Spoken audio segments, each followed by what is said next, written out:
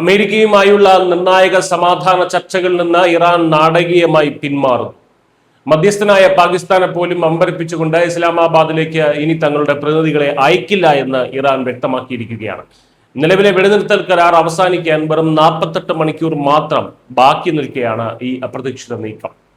ഒരു വശത്ത് American president Donald ട്രംപിന്റെ ബോംബിംഗ് ഭീഷണികൾ, മറുവശത്ത് ഇറാന്റെ കടുത്ത നിലപാടുകൾ. മാസങ്ങൾ നീണ്ട പരിശ്രമത്തിനൊടുവിൽ സമാധാന ചർച്ചകൾക്കായി പാകിസ്ഥാൻ ഒരുക്കിയ വേദികൾ വെറുതെയാകുമോ?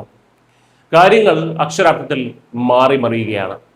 അമേരിക്ക തുടക്കം മുതൽ തന്നെ വെടിനിർത്തൽ കരാർ ലംഘിച്ചു എന്നാണ് ഇറാൻ വിദേശകാര്യ മന്ത്രാലയ വക്താവ് ഇസ്മായിൽ ബഗായി ആരോപിക്കുന്നത്. ഏപ്രിൽ 13 മുതൽ ഹോർമുസ് കടലിടുക്കിൽ അമേരിക്ക നടത്തുന്ന നാവിക ഉപരോധവും ഒമാൻ ഉൾക്കടലിൽ വെച്ച് 900 അടി നീളമുള്ള തുസ്ക എന്ന ഇറാനിയൻ ചരക്ക് കപ്പൽ അമേരിക്കൻ സൈന്യം പിടിച്ചെടുത്തതുമാണ് ഇറാനെ പ്രകോപിപ്പിച്ചത്. ഇനിയും ഒരു ആക്രമണം ഉണ്ടായാൽ തക്കതായിട്ടുള്ള മറുപടി നൽകുമെന്ന് ഇറാൻ മുന്നറിയിപ്പ് നൽകി. എന്നാൽ മറുവശത്ത് ട്രംപ് തന്റെ സ്വസിദ്ധമായിട്ടുള്ള ശൈലിയിൽ ഭീഷണികൾ കടുപ്പിക്കുകയാണ്.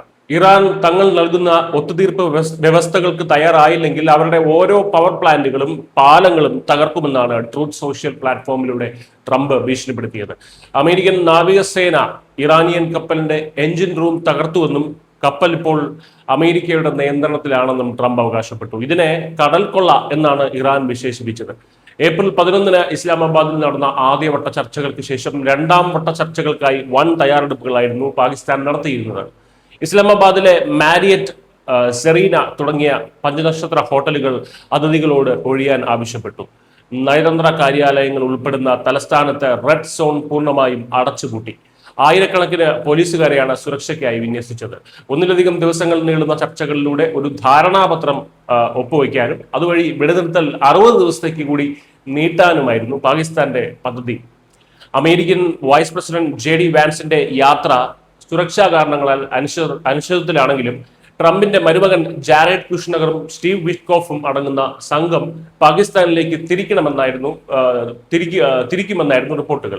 വാർത്താവിനിമയ ഉപകരണങ്ങളുമായി 4 അമേരിക്കൻ വിമാനങ്ങൾ ഇതിനകം റാവൽപിണ്ടിയിൽ ഇറങ്ങിയിട്ടുമുണ്ട്. എന്നാൽ ഇറാന്റെ ഈ പരസ്യമായിട്ടുള്ള പിന്മാറ്റം അവരുടെ ഒരു വിലപേശൽ തന്ത്രം മാത്രമാണോ എന്നും നയതന്ത്ര ലോകം സംശയിക്കുന്നുണ്ട്. പരസ്യമായി കടുത്ത നിലപാടുകൾ എടുക്കുമ്പോഴും രഹസ്യമായ ചർച്ചകൾക്ക് ഇറാൻ തയ്യാറായേക്കാമെന്ന് വിദഗ്ധർ ചൂണ്ടിക്കാണിക്കുന്നു.